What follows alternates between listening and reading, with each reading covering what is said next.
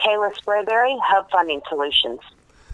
Excellent. Thank you for joining us. Of course, solutions, fundings, money's always a very popular topic here on the Crude Life because, like I always say, if you have a mortgage or a student loan or anything, you are cash flow in your life. So we love to talk money. So thank you for joining us, Kalah Spraberry, Hub Financial and Solutions, excuse me.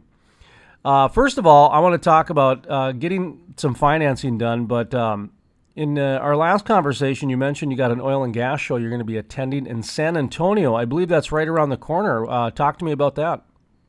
Yeah, it is. It's going to be next week on the 8th and 9th. The main show is on the 9th. And so we're really excited about it. I've been to the Midland show before.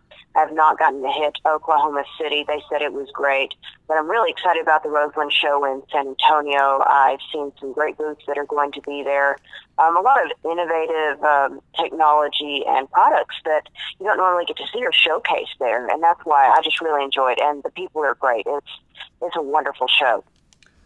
You mentioned innovation, and I mentioned some funding solutions earlier. Innovation, of course, you think of startups, you think of money, capital, etc. And even over a few interviews I've done in the last 2 weeks, there's Magna Beerus Oil. They're down in the Illinois basin. They do a $75,000 well. That's a really cheap way to drill some oil. Good entry level for somebody looking at investing in the oil and gas world.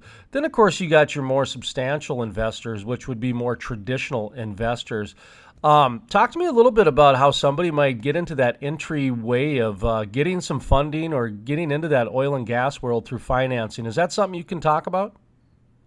Yeah, it is. And the thing is that there are challenges out there right now for people that are looking to get into oil and gas, especially with service companies, small businesses, things like that. When they're looking to get into this, there's some things that really need to be considered. And I think, part of that is getting your back end of the business together, talking about your books, your bank accounts, and your background. And I guess a part of it that we could talk about first would definitely be financials. Somebody's considered a startup usually all the way into 2 years of their growth. Whether they're just coming into the idea or they've been in business 2 years, they're still considered a startup in most financing circles. So really, one of the biggest things that they need to look at are their financials, their books, their P&L and balance sheet. And one of the things that I really see is that there are so many organizations who have great operations. They're making money. The management is great, but their books are just lacking. They're not really as robust as they need to be because the books tell the story. They're telling the story of how the operation is doing financially, how they're doing with their cash flow, and how the operational health is overall. And, I don't know, have you ever looked at a set of financials?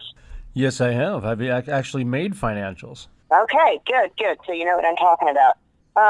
So there's four main types, and I'm kind of going from the bottom to the creme de la creme. And the bottom is going to be your internally prepared. That's where somebody within your organization is coming in and making the books, whether it's a bookkeeper, your CFO, someone within the company is taking care of those books, putting the entries in, the deposits, and putting your assets and liabilities in.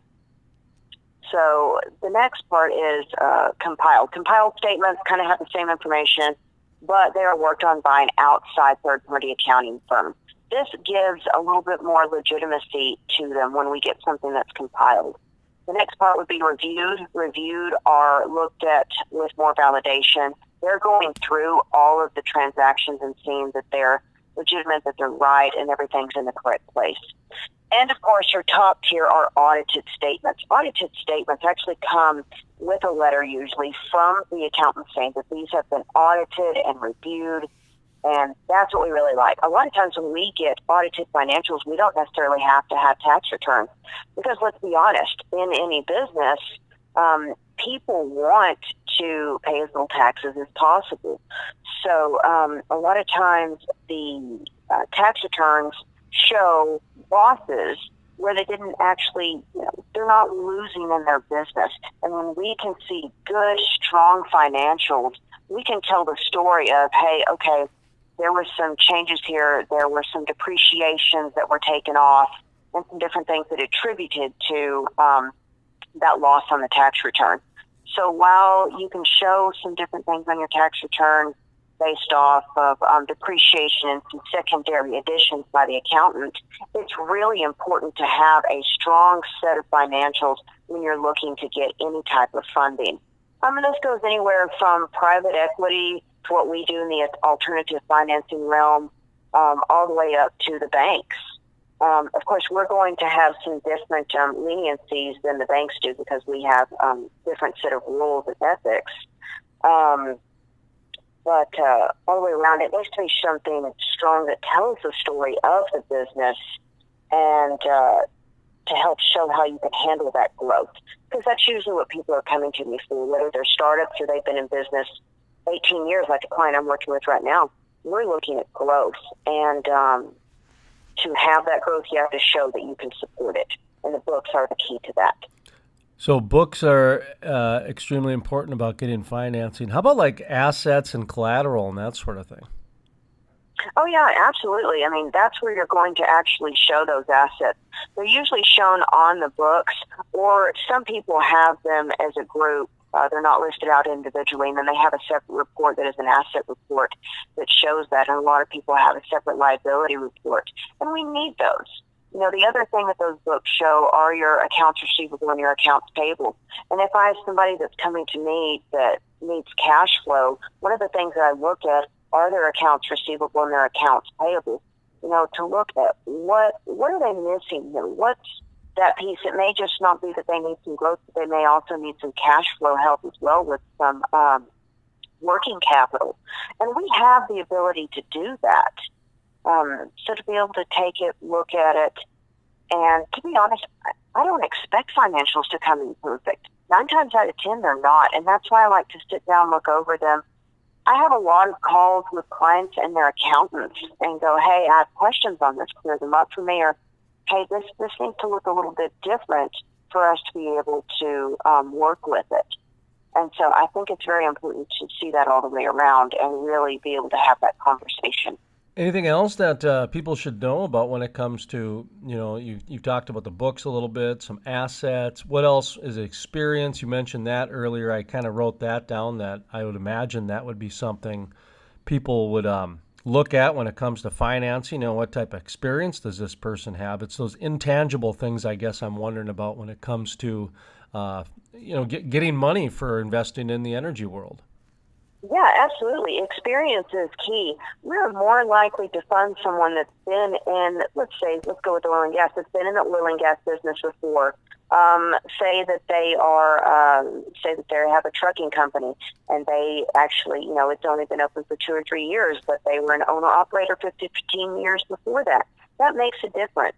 Or if it's somebody that's going into the service industry that is going to be building pads. Well, if they worked for a construction company before that doing dirt work, it shows. It's that experience that really plays into it, and that's part of what we do is to bring in that story as well. And we'll talk about credit and some of those things along the line, but really experience comes into, hey, who are the people that are coming into the business? Who's a part of it, and what are they bringing to the table? And that makes a big difference on what we're able to do. So, yeah, tell us about your experience. We want to know it all. We want to know so that we can create a narrative that helps get you the best funding possible. So what else should people know about funding, financing, getting their hands on some money to invest in oil and gas? It's really going to be have a plan. Have a plan and know what you want to do. And know where you want to go with it. Have an idea of who your customers are going to be, what your profit margins are. We really want to see at least 15% to 20% profit margins. If it's not making that, you need to look at your business plan again. So really take a look at those numbers as much as you can beforehand. And if you see that you have a great idea, you know that you can get the work done, you know you've got the client, find that guy Find somebody that you can trust that has the resume that can help you fill in those gaps on the back end business side, and you'll go a lot further and be able to get where you want to be out in the field faster. And how can people get in touch with you and if they want to do some financing? Yeah, one of the easiest ways to get a hold of us is to look us up on LinkedIn.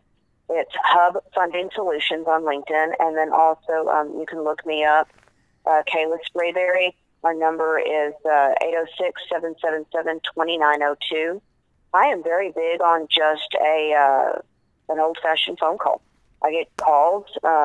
I'm kind of open in the evening, so if somebody's got to call me in 6:30 in the evening to talk to me about possibly getting some funding, we're open to that. So LinkedIn, phone calls, email is Kayla@hubfundingsolutions.com. That's really the way. It's direct, and we're ready to talk to you. Kalah Spraberry, Hub Funding Solutions. Of course, we have her information linked up at the Crude Life as well.